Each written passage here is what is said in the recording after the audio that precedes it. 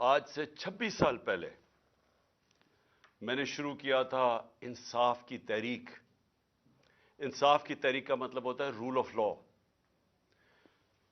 قانون کی حکمرانی۔ انصاف کا مطلب ہوتا ہے سب قانون کے سامنے ایک برابر۔ میں آپ کو اس لیے بتا رہا ہوں، میں اپنی ایاک نعبد و ایاک نستعین۔ میرے پاکستانیوں، یہ بجلی ابھی آ جائے گی تھوڑی دیر کے بعد۔ آپ سب جانتے ہیں کہ لوڈ شیڈنگ کا کیا حال ہے، آ جائے گی بجلی۔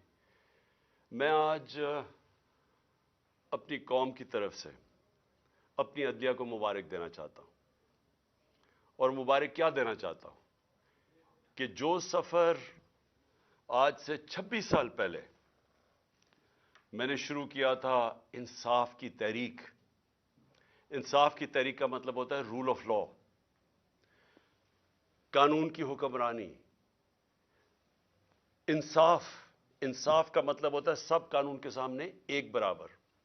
میں آپ کو اس لیے بتا رہا ہوں، میں اپنی نوجوان نسل کو اس لیے بتا رہا ہوں کہ امیر اور غریب ملکوں کے اندر فرق ہی ایک ہے۔ امیر ملکوں میں انصاف ہے، رول آف لا ہے، قانون کی حکمرانی ہے۔ جس ملک میں بھی غربت ہے، ایک ملک آپ دیکھ لیں، ادھر جنگل کا قانون ہے، ادھر طاقتور کے لیے ایک قانون، کمزور کے لیے دوسرا۔ اس لیے آج جو اس راستے، یعنی وہ راستہ جو انشاءاللہ پاکستان کو ایک عظیم قوم بنائے گا، وہ اس راستے کے اوپر ہم نکل چکے ہیں۔ ہمارے سپریم کورٹ نے آج ایک ایسا فیصلہ کیا کہ اس نے پاکستان کے آئین کو، پاکستان کے قانون کو انہوں نے آج اپ ہولڈ کیا۔ انہوں نے آج قائم کی قانون کی حکمرانی۔ اور اب میں یہ کہنا چاہتا ہوں کہ یہ میری زندگی میں مجھے افسوس سے کہنا پڑتا ہے کہ بہت کم دفعہ ایسے ہوا ہے، اور کاش کہ یہ پہلے ہو جاتا تو آج پاکستان ایک وہ ملک ہوتا جو ایک خوشحال ترین ملک ہوتا۔ ہمارے یہ حالات نہ ہوتے جو بدقسمتی سے آج پاکستان کے حالات ہیں، کہ ہمیں ہر جگہ پیسے مانگنے پڑتے ہیں، قرضے مانگنے پڑتے ہیں، ہم ذلیل ہوتے ہیں، ہمارے لوگ ذلیل ہوتے ہیں، قوم کی عزت نہیں ہے۔ جو قوم اپنی عزت نہیں کراتی، دنیا اس کی عزت نہیں کرتا۔ تو یہ قانون اور انصاف، رول آف لا، یہ جڑے ہوئے ہیں خوشحالی کے ساتھ۔ ایک قوم صرف وہ خوشحال ہوتی ہے جدھر ترقی ہوتی ہے، وہ جڑی ہوئی ہوتی ہے جس ملک کے اندر انصاف ہوتا ہے، قانون ہوتا ہے۔ نیلسن منڈیلا نے کہا تھا کہ اگر غربت ہٹانی ہے تو انصاف دو۔ اس نے یہ نہیں کہا تھا کہ کہیں باہر سے قرضے لو یا پیسے مانگو، انصاف کرو، آپ کے ملک میں ویسے غربت ختم ہو جاتی ہے۔ جو امیر ملک ہے، سوئٹزرلینڈ کی میں مثال دیتا ہوں، رول آف لا انڈیکس میں، یعنی وہاں انصاف اس کو جو گریڈ کرتے ہیں تو وہ 99% ہے۔ تو اس لیے وہاں خوشحالی ہے، کچھ بھی نہیں ہے، وسائل بھی نہیں ہے۔ تو آج میں اس لیے پھر بھی اپنی قوم کو مبارک دینا چاہتا ہوں کہ ایک بہت بڑا یہاں ایک مافیا بیٹھا ہوا ہے پاکستان میں، قبضہ گروپ ہے، اور یہ قبضہ کر کے بیٹھ کے اس ملک پہ پچھلی اپریل سے، اور انہوں نے ہر قسم کی پاکستان کے اندر جو بنیادی انسانی حقوق ہیں ان کو ختم کیا۔ انہوں نے ہر قسم کی قانون کی وائلیشن کی۔ انہوں نے وہ کام کیے جو کسی جمہوریت میں نہیں ہو سکتے، کہ وہ لوگ پہلے اقتدار میں آتے ہیں ایک آکشن کے ذریعے، الیکشن کے ذریعے نہیں، عوام کا مینڈیٹ لے کے نہیں آتے، پیسے خرچ کر کے، حرام کے پیسے سے لوگوں کو خرید کے، ایک سازش کے تحت، اور بیرونی سازش ساتھ ملوائی انہوں نے اپنے ساتھ۔ پہلے ہم سمجھتے تھے کہ باہر سے سازش ہوئی ہے، انہوں نے ساتھ ملائی۔ یہاں کے جو میر صادق تھے، انہوں نے غداری کی، انہوں نے باہر سے قوتوں کو اپنے ساتھ ملا کے یہ سازش کی گورنمنٹ گرانے کی، اور اس کے نتیجے میں وہ لوگ آئے جنہوں نے وہ کام کیا ہے جو کسی جمہوریت میں ہو ہی نہیں سکتا۔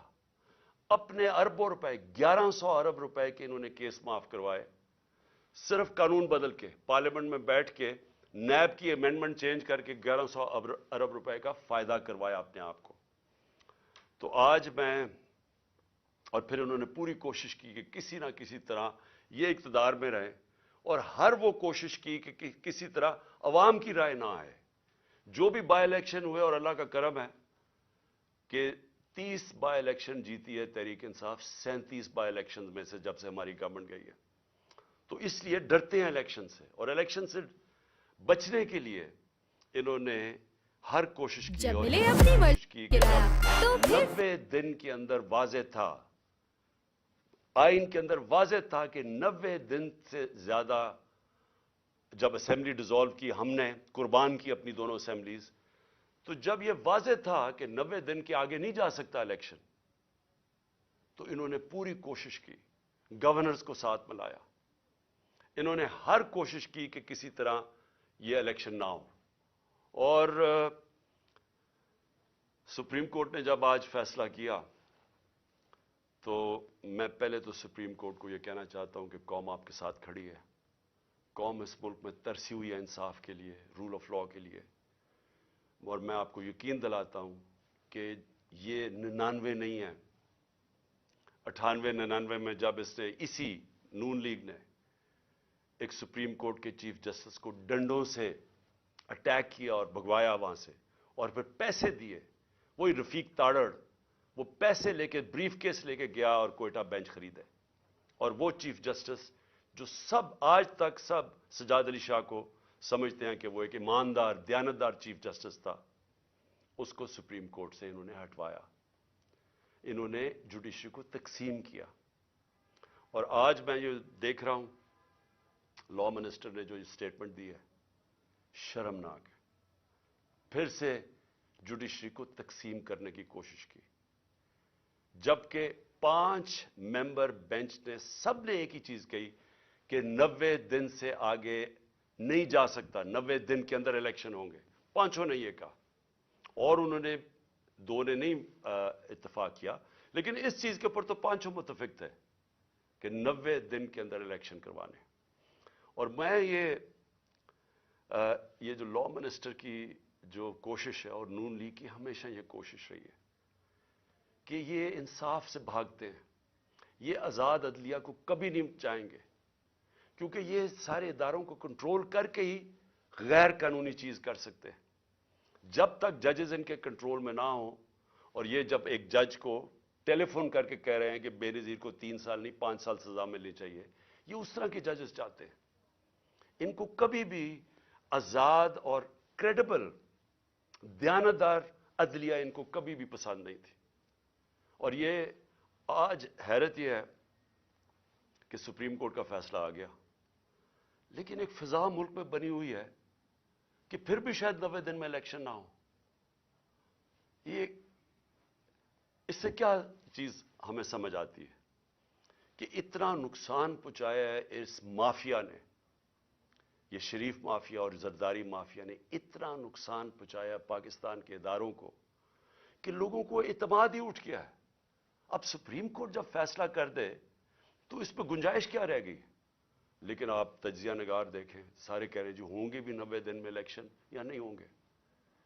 یہ سوال ہی کرنے کا مطلب یہ کہ اتنا نقصان پہنچایا پاکستان کی جمہوریت کو, پاکستان کے اداروں کو, کہ لوگوں کو اب اس چیز پہ اعتماد ہی نہیں ہے کہ یہ ہوگا یا نہیں ہوگا.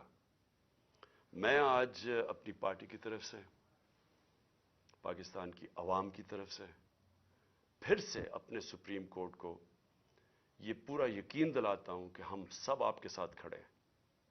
ہم انشور کریں گے, ہم پورا زور لگائیں گے کہ کوئی چیز اب غیر آئینی نہ ہو.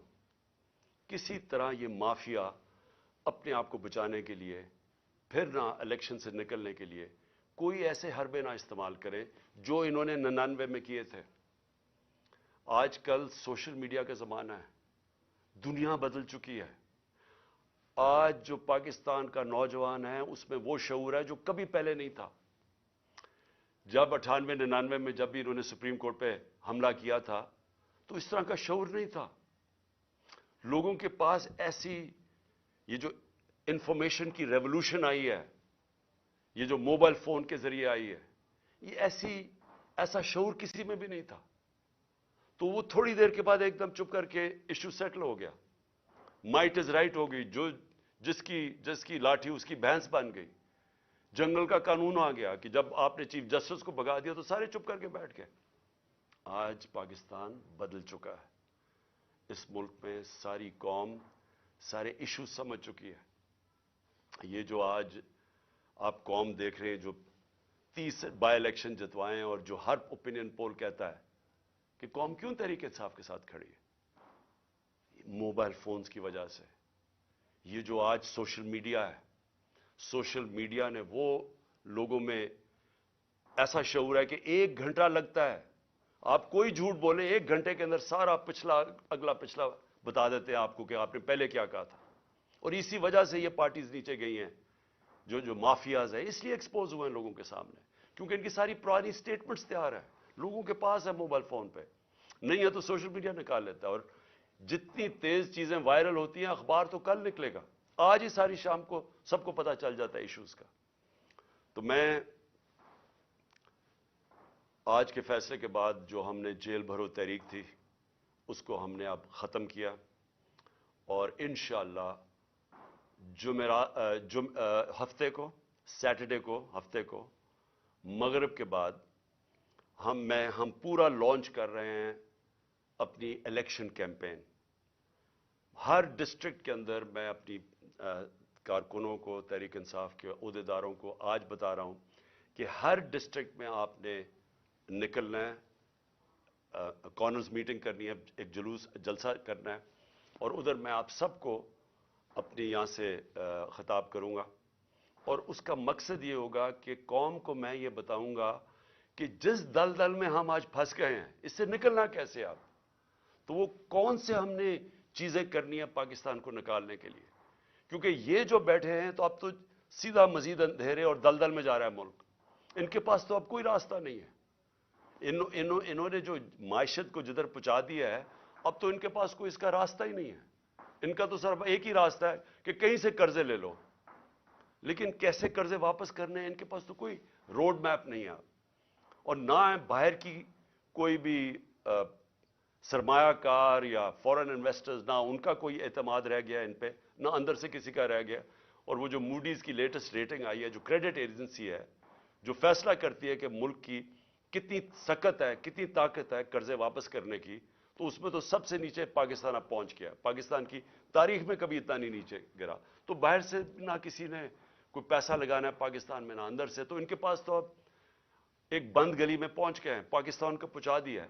تو انشاءاللہ ہفتے کی رات کو میں آپ کے سامنے ایک روڈ میپ رکھوں گا, کیونکہ الیکشن اب ہم اپنی کیمپین اناؤنس کرتے ہوئے آپ سب کو بتائیں گے کہ ہم نے اب کرنا کیا, آگے ہم نے کیسے کون سے وہ قدم اٹھانے ہیں جو انشاءاللہ پاکستان کو اس مشکل مرحلے سے نکالے گا. میں جو دوسری بات کرنا چاہتا ہوں آج وہ یہ کہ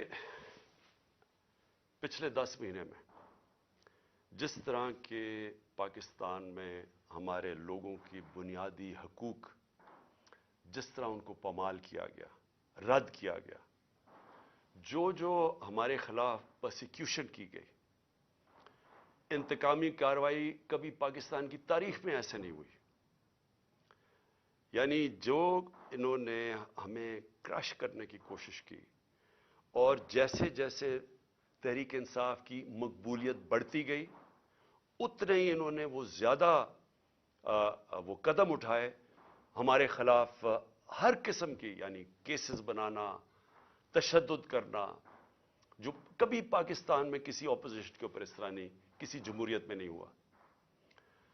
ہمارے لوگوں کے اوپر میں کبھی بھی بھول نہیں سکتا کہ جو تشدد کیا گیا اعظم سواتی پہ, شہباز گل پہ, جو صحافیوں سے کیا گیا, یعنی کبھی اس طرح کے جو ارشد شریف, یعنی دردناک کہانی ارشد شریف کی کہ کیسے اس کے اوپر اس کو دھمکیاں دی گئی, موت کا خطرہ تھا, ملک سے باہر گیا, پھر کیسے شہید کیا گیا اس کو, اور باقی صحافیوں سے جو کیا گیا, جمیل فاروقی ننگا کر کے اس کو تشدد, ایاز امیر جیسے ایک دانشور جن کی رسپیکٹ ہے, عزت ہے معاشرے میں, ان کو جو ذلیل کرنے کی کوشش کی گئی, سمیع ابراہیم اس کو جو کیا, गुलाम हुसैन को उठा के जेल में डाल दिया। और फिर जो सोशल मीडिया के लोगों से जो किया गया, लोगों को उठाया गया, मैं पहले भी बता चुका हूं, मां बाप ने मुझे बताया कि उनके यंग बच्चों को उठाया गया, 2 दिन रखा गया, मारा पीटा उनको, और फिर उनको घर वापस भेजा, धमकियां दी गई, कई उसे स्टेटमेंट्स मेरे खिलाफ दिलवाई वापस भेजते हुए। ये कभी ऐसे पाकिस्तान में नहीं हुआ। हमारे कितने लोगों को 25 पे केसेस बनाए गए, अब फिर नए केसेस बना दिए। कल जो इस्लामाबाद में तलब किया गया, मुझे सबको डेट पता थी, सारों को जब डेट फिक्स कर दी अदालत ने तो सबको पता था मैं आ रहा हूं इस्लामाबाद। सबको पता हूं कि मैं पहली दफा, जब से मुझे ये गोलियां लगी हैं उसके पहली दफा इस्लामाबाद आना है, तो लोगों ने तो आना था। लेकिन जो अब लोगों के जुनून देख के, जो भी आपके सामने वो फुटेज तो सामने है, उसके ऊपर दहशतगर्दी के केसेस बना दिए। मजीद मेरे ऊपर 2 और केसेस बना दिए। 74 केसेस है मेरे ऊपर, सारी सीनियर लीडरशिप के ऊपर केसेस बना दिए। मुझे यह बताएं कि पाकिस्तान की तारीख में किस दौर के अंदर इस तरह कानून को मिसयूज किया गया, दहशतगर्दी के कानून को किस दौर में मिसयूज किया गया। मेरे ऊपर दहशतगर्दी का पर्चा कैसे बना? इलेक्शन कमीशन के बाहर एक पुरअमन एहतजाज होता है। नून लीग पूछे इनके दौर में, हमारे दौर में इन्होंने इलेक्शन कमीशन के बाहर एहतजाज किया, कितने इनके ऊपर पर्चे हुए। मरियम नवाज ने जब वो नैब गई, उसने पथराव किया नैब का, प्लान करके इनके लोगों ने जाके पथराव किया। कितने दहशतगर्दी के केसेस बने मेरे ऊपर। 74 केसेस में से जो केस बना दहशतगर्दी का, इलेक्शन कमीशन के बाहर एहतजाज होता है, मैं घर पे होता हूं, मेरे ऊपर दहशतगर्दी का केस। फिर ये जो इलेक्शन कमीशन, जो सब पता है, अब जो इलेक्शन कमीशन का रोल रहा है इसके अंदर, जब से हमने अपनी असेंबलीज डिसॉल्व की, जो इन्होंने केयरटेकर बनाया, जिस तरह की, यानी वो लोगों को बैठाया जो हमारे दुश्मन हैं, किसी तरह भी वो न्यूट्रल केयरटेकर में फिट नहीं करते। इलेक्शन कमीशन ने हमारे मुखालिफिन को यहां के बैठा दिया। जितने केसेस इलेक्शन कमीशन करता है हमारे खिलाफ, सबको पता है कि इससे ज्यादा जानबदार इलेक्शन कमीशन आया नहीं है। वो इलेक्शन कमीशन पहले मेरे ऊपर केस लगाता है तोशाखाना का। तोशाखाना का केस है क्या, मैं जरा आज सब कौम के सामने क्लियर कर दूं। 70 साल से पाकिस्तान का कानून क्या है? जब भी आपको कोई बाहर से गिफ्ट्स मिलती हैं, जो 70 साल से हेड ऑफ स्टेट्स को गिफ्ट मिलती हैं, ब्यूरोक्रेट्स को मिलती हैं, जनरल्स को, आर्मी चीफ को मिलती हैं, कानून यह है कि वो जाता है तोशाखाना में, और पुराने जमाने में 20% या 15% आप देते थे और आप वो गिफ्ट रख सकते थे। ये कानून था। हमारे जमाने में वो 50% हमने कर दिया, 50% आप तोशाखाना में देते थे, आप वो रख सकते थे, उसके बाद वो आपकी प्रॉपर्टी बन जाती थी। आज तक कभी किसी से पूछा कि उसने उसके बाद क्या किया? मेरी मर्जी, मेरी प्रॉपर्टी है, मैं जो मर्जी करूं। उसके ऊपर केस कर दिया है। मैं चैलेंज करता हूं कि जिस दिन ये अदालत में जाएगा ये केस फारग हो जाएगा। लेकिन जिन्होंने तोशाखाना से चोरी किया, आसिफ जरदारी ने और नवाज शरीफ ने, गाड़ी आप तोशाखाना से नहीं निकाल सकते। 4 गाड़ियां नवाज शरीफ ने रखी इस्तेमाल करके, 8 साल के बाद कहता जी तोशाखाना में मैं पैसे दे के लेता हूं। जरदारी ने 4 गाड़ियां तोशाखाना से निकाली। ये तो कानून, ये तो चोरी है। उनके ऊपर केस नहीं है, उनके केस भी पड़ा हुआ था नैब में, वो नैब ने खारिज कर दिया वो केस। और दूसरा केस है फॉरेन फंडिंग का। पहले तो पता चला कि वो फॉरेन फंडिंग ही नहीं थी, उसके बाद इलेक्शन कमीशन ने चेंज किया, प्रोहिबिटिव फंडिंग। उसके अंदर तो कुछ था ही नहीं केस में।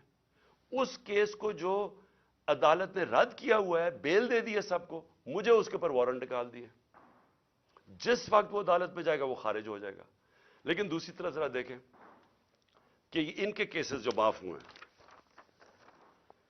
शहबाज शरीफ की 24 अरब डॉलर के नैब और 24 अरब रुपए के नैब और एफआईए के अंदर केस थे, जो उन्होंने आते साथ ही माफ करवा लिए।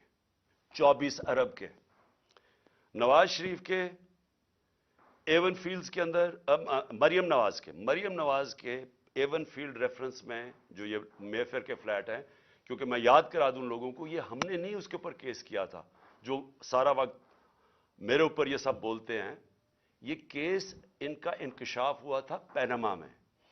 پینما کے اندر دنیا میں بڑے بڑے لوگوں کا، پرائم منسٹرز کا، وزیروں کے انکشاف ہو گئے تھے جن کی پراپرٹیز چھپائی ہوئی تھی ان میں. اس میں مریم نواز پکڑی گئی. 4 مے فیئر کے 5 ارب روپے کے جو فلیٹس تھے وہ نکلا اس کی ملکیت. کیس تو ادھر شروع ہوا تھا، اور ان کے بیٹے، ان کے بھائی نے ٹی وی پہ جا کے کہا ہاں جی یہ مریم نواز کی ملکیت ہے اور وہ اس کی اونر ہے. وہ ہے 5 ارب کا. پھر چودھری شوگر مل میں 250 کروڑ کا کیس ہے. پھر نواز شریف کا چودھری شوگر مل میں اس کے اوپر بھی 250 کروڑ روپے کا کیس ہے. اور پھر توشہ خانہ میں 25 کروڑ کا کیس ہے. یہ سب معاف ہو چکے ہیں. آصف زرداری کی پاک لینڈ ریفرنس میں 3 ارب 70 کروڑ روپے کا اس کا پاک لین ریفرنس ہے. اور اس کا جو فیک بینک اکاؤنٹ کیسز ہیں وہ ہیں 33 ارب کے. یہ ہیں ان کے، اس کے زرداری کے 37 ارب روپے کے کیسز ہیں. اور اس کے اوپر کوئی بات نہیں ہو رہی. 1100 ارب روپے کے ان کے سارے کیس معاف ہو گئے ہیں جب سے یہ آئے ہیں. اور یہ کبھی وہ توشہ خانہ پکڑتے ہیں، کبھی وہ فورن فنڈنگ پکڑتے ہیں. میں یہ بھی آج کہتا ہوں کہ جس دن ہم ساری پارٹیز کی ان کے اکاؤنٹ سامنے آئے، جی پوچھے تو صحیح یہ کدھر سے پیسے اکٹھے کرتے ہیں. ہم تو 8 سال سے اسکروٹی ہو رہی ہے ہماری. ہمارے پاس 40,000 ڈونر بیئرس ہے جو لوگوں کو کال کر کے کہتے ہیں انہوں نے کہا ہم نے پی ٹی آئی کو پیسے دیے ہیں. ذرا مجھے بتائیں ان کے پاس پیسہ کدھر سے آتا ہے. اور جس دن اس کی وجہ سے الیکشن کمیشن کا کیس نہیں سن رہا، وہ سامنے ہی نہیں آتا.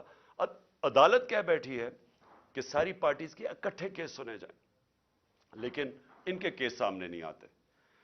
تو ہمارے اوپر کیسز کے علاوہ میں جو بتانا چاہتا ہوں کہ جس طرح جنرل امجد کو پکڑا گیا،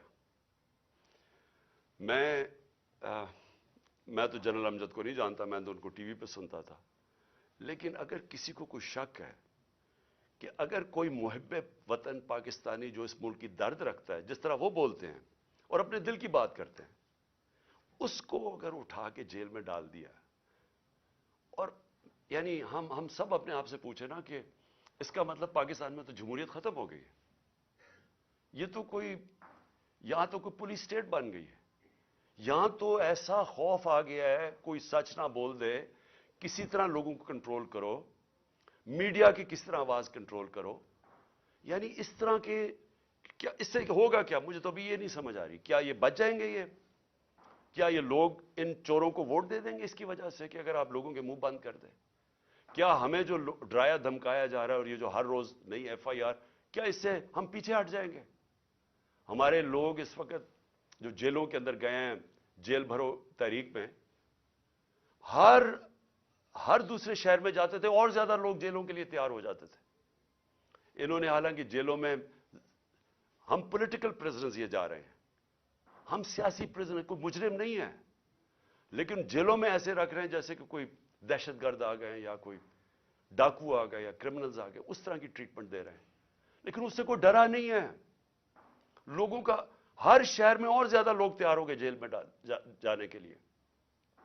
اور میں نے تو ابھی کال دینی تھی سارے پاکستان کے لیے. اگر یہ الیکشنز نہ کرواتے تو میرا اگلا تھا کہ ایک دن میں نے سارے پاکستان کو کال دینی تھی، سب ہم جا کے جیل بھر دیں. کیا کریں گے یہ؟ تو یہ خوف ہی دلوا رہے ہیں نا. یہ قوم اس خوف کی زنجیریں انہوں نے توڑ دی ہیں. کسی کو خوف نہیں ہے اس کا، لیکن ملک کو تباہی کی طرف دھکیل رہے ہیں. یہ سارے جو حربے استعمال کیے جا رہے ہیں ملک کو ادھر دھکیل رہے ہیں جدھر شاید کوئی بھی نہ نکال سکے اگر یہ زیادہ دیر بیٹھ گئے. میں ایک آج بات کرنا چاہتا ہوں، آخری 2 پوائنٹس ہیں میرے اوپر حملہ ہوتا ہے، مجھے پتا ہوتا ہے، اس سے پہلے میں بولتا رہا کہ میرے اوپر حملہ کرنے لگے ہیں، یہ میرے اوپر اٹیمپٹ ہونے لگا ہے، دینی انتہا پسند کے نام پہ مجھے مارا جائے گا. میں کہتا رہا اور میں نے کہا کہ اس میں طاقتور لوگ شامل ہیں، نام نہیں میں نے لیے. جب میرے اوپر اٹیمپٹ ہوا اور اللہ کی کوئی خاص ہی کرم تھا، اس نے مجھے بچا لیا. تو اس کے بعد میں نے ان 3 لوگوں کے نام لیے، ڈرٹی ہیری، شہباز شریف اور رانا ثناءاللہ، یہ تینوں شامل تھے۔ اور نواز شریف کو پتا تھا لندن میں بیٹھ کے، تسنیم حیدر کا جو لندن میں اس نے بات چیت کی، اس کا بیان کیوں نہیں ریکارڈ کیا گیا؟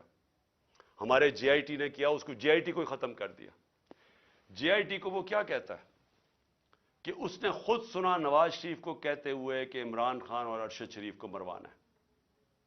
وہ بیان یہ دیتا ہے، اور جا کے اس نے پولیس اسٹیشن میں یہ بیان دیا ہے۔ اس کا جو وکیل ہے مہتاب، اس نے کنفرم کیا ہے کہ پولیس میں وہ بیان دیتا ہے کہ یہ وہاں پلان بنا تھا مجھے مروانے کا اور ارشد شریف کو، اور مدد مانگ رہا تھا اس کی کہ پرووائڈ کرے کہیں مارنے والا shooter. J I T record کرتی ہے تسیم کی اس کی جو ویڈیو ہے۔ اس کے بعد کیا مجبوری تھی کہ care taker government J I T ختم کر دیتی ہے، اور جے آئی ٹی ختم کر کے 4 ان لوگوں کو جے آئی ٹی پہ بٹھا دیتی ہے، وہ جے آئی ٹی کے جو ممبرز جن کے اوپر پروسیکیوٹر جنرل کہتا ہے ٹیررسٹ کی عدالت میں جدھر کیس ہو رہا ہے، اس عدالت میں جج کے سامنے وہ پروسیکیوٹر کہتا ہے کہ 4 لوگ جو جے آئی ٹی کے ممبرز تھے، انہوں نے جے آئی ٹی کو سیبوٹاج کرنے کی کوشش کی، ان کے اوپر کاروائی ہونی چاہیے۔ ان کو آپ جے آئی ٹی کے اوپر لے آئے ہیں یہ لوگ، ان کے ذریعے اب انویسٹیگیشن ہوگی۔ میرا اپنی ساری قوم کے سامنے سوال یہ ہے کہ کون ڈرا ہوا ہے اتنا زیادہ؟ کیوں ڈرے ہوئے ہیں یہ؟ اگر یہ بے قصور ہیں تو جے آئی ٹی کو کام کرنے دیتے، کیوں اتنے خوف زدہ ہیں کہ سچ قوم کے سامنے آ جائے گا؟ کیونکہ طاقتور یہ سارے اس میں ملوث ہیں۔ اب میں نے دوسری بات یہ کی کہ میرے اوپر یہ پھر اٹیک کریں گے، یہ زیادہ خوف زدہ ہیں۔ اب خوف زدہ یہ ہیں کہ یہ اگر اقتدار میں آ گیا تو شاید ان کی شامت آ جائے گی، اس ڈر سے اب انہوں نے پھر سے مجھے قتل کرنے کی کوشش کر رہی ہیں۔ میں ساری قوم کے سامنے کہہ رہا ہوں، یہ 3 اور بھی ان دونوں کے لوگوں کے ابھی میں نام نہیں لے رہا، لیکن میں نے اپنی ٹیپ کے اندر ان دونوں کے نام رکھے ہوئے، جو میں نے ایک ٹیپ پہلے کی ریکارڈ کروائی ہوئے، کون وہ لوگ تھے جو شروع سے مجھے چاہتے تھے قتل کرنا۔ ان 3 کے علاوہ 2 اور کے نام ہیں اس میں، وہ سب سامنے آ جائے گا۔ لیکن میں قوم کے سامنے اب سوال یہ پوچھتا ہوں کہ جب میں کہہ رہا ہوں مجھے خطرہ تھا، پہلے میں کہہ رہا تھا مجھے خطرہ ہے، وہ اٹیمپٹ ہوا، اللہ نے بچایا، اب میں پھر کہہ رہا ہوں میرے پہ خطرہ ہے۔ میں اب یہ سوال پوچھتا ہوں کہ مجھے یہ عدالتوں میں جو دھکیلتے ہیں، کیا ان کو پتہ نہیں کہ میری جان خطرے میں ہے؟ میں نے جب لاہور ہائی کورٹ سے میرے جو وکیل تھے خواجہ طارق رحیم، انہوں نے وہ جج کو بتایا کہ دیکھیں اس کی جان خطرے میں ہے، آپ کو جب تک سیکیورٹی نہیں پرووائڈ کریں گے اس کو یہاں عدالت میں نہ لے کے آئیں۔ جج صاحب نے کہا، پولیس کو آرڈر کیا کہ اس کو سیکیورٹی پرووائڈ کی جائے، لیکن عدالت میں آنا پڑے گا۔ جب میں ہائی کورٹ پہنچا تو وہاں پولیس سیکیورٹی کیا پرووائڈ کرتی، پولیس ہی بھاگ گئی۔ میں گاڑی میں بیٹھا رہا بڑی دیر کیونکہ وہاں کوئی سیکیورٹی نہیں تھی۔ آخر میں کیونکہ میں اپنی عدلیہ کی عزت کرتا ہوں اور کروانا چاہتا ہوں قوم کو، اس کی وجہ سے میں پھر چل کے گیا وہاں۔ اس کے بعد اب پھر 3 مجھے پیشیاں بھرنی پڑی اسلام آباد میں، اور پیشیاں یہ ہیں کہ جناب دہشت گردی کا میرے پر کیس جو ہے کہ میں وہاں تھا بھی نہیں، وہ ادھر الیکشن کمیشن کے باہر جدھر مظاہرہ ہوتا ہے میرے پر کیس ہے۔ اس طرح کے کیسز ہیں، یہ کیسز نہیں ہے کہ اربوں روپے کی ملک کا پیسہ چوری کر کے ملک سے باہر لے گیا جو ان چوروں نے کیا ہوا ہے۔ اس کے اوپر 3 مختلف جگہ پہ مجھے پیشی کرنی پڑی، کوئی پولیس سیکیورٹی نہیں تھی، کوئی بھی کسی ٹائم پہ واردات کر سکتا تھا، اور مجھے بچانا کس نے تھا؟ میں اپنی عدلیہ سے آج کہنا چاہتا ہوں کہ کس نے مجھے ڈیفینڈ کرنا ہے؟ جنہوں نے مجھے ڈیفینڈ کرنا ہے ان سے ہی مجھے خطرہ ہے۔ کیا انٹیریئر منسٹر مجھے ڈیفینڈ کرے گا؟ یہ شہباز شریف کرے گا؟ ان کے نیچے ساری فیڈرل گورنمنٹ کی ایجنسیز ہیں، ان کے نیچے پولیس ہے، تو خطرہ تو ان سے ہے۔ کیا ڈرٹی ہیری مجھے ڈیفینڈ کرے گا؟ جو خود ہی سب سے بڑا خطرہ مجھے اس سے ہے، کون ڈیفینڈ کرے گا؟ تو مجھے ان پبلک جگہوں پہ لے کے جا رہے ہیں، جبکہ میں یہ بتا دوں جو نوید جو شوٹر ہے جس نے مجھے گولیاں ماری تھی، جو 3 میری ٹانگ پہ اور اوروں کو لگی تھی، اس کی ٹرائل اس کو عدالت نہیں جانا پڑا، کیونکہ وہ کہتے ہیں اس کی جان کو خطرہ ہے، اس کی جیل میں ہو رہی ہے ٹرائل، اس کی ویڈیو کانفرنس پہ ہو رہی ہے، تو میری کیوں نہیں ہو سکتی؟ میں نے جرم کتنا، جو قتل کرنے والا ہے وہ تو وہاں بیٹھ کے اس کا ٹرائل ہو رہی، مجھے ہر جگہ عدالتوں پہ لے کے جا رہے ہیں۔ میں چیف جسٹس صاحب کو لیٹر لکھوں گا کہ ہمارے دور میں جب میں پرائم منسٹر تھا تو ایک جج صاحب نے نواز شریف کو کوئی بیمار ہوا، اور آپ پتہ ہے سارا وہ فیک بیماریاں تھیں، ہر چیز ہی اس کی 2 نمبر ہوتی ہے، جب وہ بیمار ہوا تو ہمیں فیڈرل گورنمنٹ کو حکم آیا کہ آپ ذمہ دار ہوں گے اگر اس کو کچھ ہوا، تو مجھے کچھ ہوا تو کون ذمہ دار ہوگا؟ کیونکہ جنہوں نے ذمہ دار ہونا وہ تو خود ہی مارنے کے چکر میں ہیں مجھے۔ تو اس لیے میں اپنے چیف جسٹس صاحب لاہور ہائی کورٹ اردو بھی لکھوں گا کہ مجھے ہر دوسرے دن یہ ثناء اللہ جیسے بدماش جنہوں نے زندگی میں کوئی صحیح کام کیا نہیں ہے، وہ ہر دوسرے دن کوئی نہ کوئی کیسز کرتے جاتے ہیں، تو میں چکر لگاتا جاؤں گا اور کون پروٹیکشن دے گا؟ میں آخری بات کرتا ہوں کہ سوال یہ ہے اب کہ یہ کیوں بھاگ رہے ہیں الیکشن سے؟ یہ جو پی ڈی ایم کی پارٹیز ہیں، الیکشن کا نام سن کے ان کی کامپیں کیوں ٹانگنی شروع ہو جاتی ہیں؟ وجہ یہ ہے کہ پبلک ان کے خلاف ہو چکی ہے۔ وجہ یہ ہے کہ پہلے تو 30 سال سے ان کی چوریوں کا ساری قوم کو پتا تھا، اس کی وجہ سے تو مجھے ووٹ پڑی تھی۔ اس کے بعد جو انہوں نے ملک کے ساتھ کیا ہے، یہ اس ملک کی تاریخ میں عوام کے اوپر اتنا ظلم نہیں ہوا جو انہوں نے کیا ہے۔ جب سے یہ آئے ہیں، اب یہ میں اپنا نہیں کہہ رہا، میں ڈاکٹر حفیظ پاشا کا کہہ رہا ہوں، وہ ایسٹیمیٹ کرتے ہیں کہ 1.5 کروڑ لوگ مزید غربت کی لکیر سے نیچے چلے گئے ہیں۔ وہ ایسٹیمیٹ کرتے ہیں کہ 80 لاکھ لوگ بے روزگار ہو چکے ہیں جب سے یہ آئے ہیں۔ وہ یہ کہہ رہے ہیں کہ پاکستان کی تاریخ کی سب سے زیادہ مہنگائی ہوئی ہے۔ ہم جب تھے تو 16% پاکستان کی مہنگائی تھی، آج 41% پہ پہنچ گئی ہے، اور ابھی مزید اور مہنگائی آنی ہے، کیونکہ جیسے جیسے روپیہ گر رہا ہے، پھر آج روپیہ گرا ہے، تو ہر چیز تو مہنگا ہونا ہے۔ تو ایک طرف مہنگائی، ایک طرف بے روزگاری بڑھ رہی ہے، ایک طرف معیشت سکڑتی جا رہی ہے، ایک طرف ہم قرضے واپس کرنے کی ہماری وہ قوت ہی گرتی جا رہی ہے، کیونکہ جب معیشت سکڑتی ہے، جب گروتھ ریٹ نیچے آتی ہے، جب آپ کی انڈسٹری بند ہونی شروع ہو جاتی ہے، جب کسان کی پیداوار کم شروع ہو جاتی ہے، تو کدھر سے پیسہ آنا ہے کہ ہم اپنے قرضے واپس کریں؟ تو قرضے چڑھتے جا رہے ہیں اور ان کے پاس کوئی راستہ ہی نہیں ہے۔ تو قوم تو ان کے خلاف اس لیے ہو گئی ہے۔ اس وقت ہم نے جب اندازہ لگایا کہ ابھی اس سے پہلے ابھی تو ایک اور مہنگائی کی لہر آ رہی ہے، شہباز شریف نے کہا کہ ابھی قوم اور مہنگائی کے لیے تیار ہو جائے، تو اگر پچھلی اپریل کے اندر 30,000 روپے جس کی تنخواہ تھی، اس کے پاس صرف 20,000 کی خریدار کی قوت رہ گئی ہے، وہ صرف 20,000 کی چیزیں خرید سکتا ہے جس کے پاس 30,000 کی تنخواہ تھی، اور پہلی مہنگائی تھی، یعنی ایک عالمی مہنگائی کا سائیکل چلا ہوا تھا کرونا کی وجہ سے، تو وہ تو ہم پوری کوشش کر رہے تھے کہ قیمتیں نہ بڑھیں۔ ہمارے اوپر ایک الزام لگایا کہ جی انہوں نے پٹرول اور ڈیزل کی قیمت کم کر دی۔ ہم نے کم کی، کہیں اور سے پیسے لگا کے کم کی تاکہ عوام پہ بوجھ نہ پڑے، اور انہوں نے آج جو مہنگائی کی ہے، آج جو پھر سے میں کہتا ہوں جس کے پاس 30,000 روپیہ تھا وہ صرف اب 20,000 کی چیزیں خرید سکتا ہے۔ گھر میں جو ہماری خواتین بیٹھی ہوئی ہیں ان سے ذرا پوچھیں کہ گھروں میں کیا حالات ہیں۔ اس لیے میں آج یہ کہنا چاہتا ہوں کہ پاکستان آج ادھر کھڑا ہوا ہے جدھر یہ جو مرضی کر لیں، لوگ فیصلہ کر بیٹھے ہیں ان کے خلاف، یہ جتنا مرضی کوشش کریں کہ کسی طرح عوام بھول جائے گی، تھوڑی اگر الیکشن ڈیلے کر دیں گے تو عوام بھول جائے گی، عوام نے بھولنا نہیں ہے۔ جتنی دیر ہو رہی ہے اتنے اور زیادہ آپ کے خلاف لوگ ہیں۔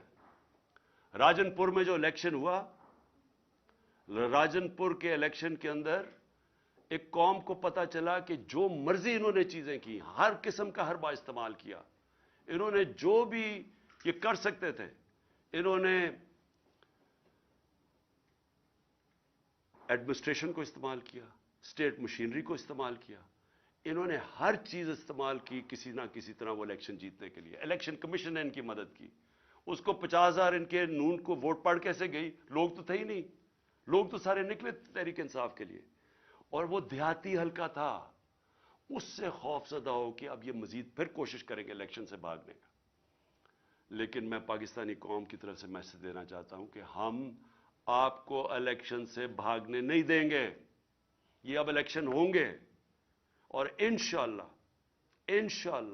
اس ملک کے اندر حقیقی جمہوریت بھی آئے گی، اور اس ملک کے اندر قانون کی بالادستی بھی قائم ہوگی، اور انشاءاللہ قوم مل کے یہ مشکل وقت سے لڑے گی، اور انشاءاللہ پھر خوشحالی بھی آئے گی۔ صاحبہ کیا حال ہیں آپ کے؟ جی بالکل ٹھیک۔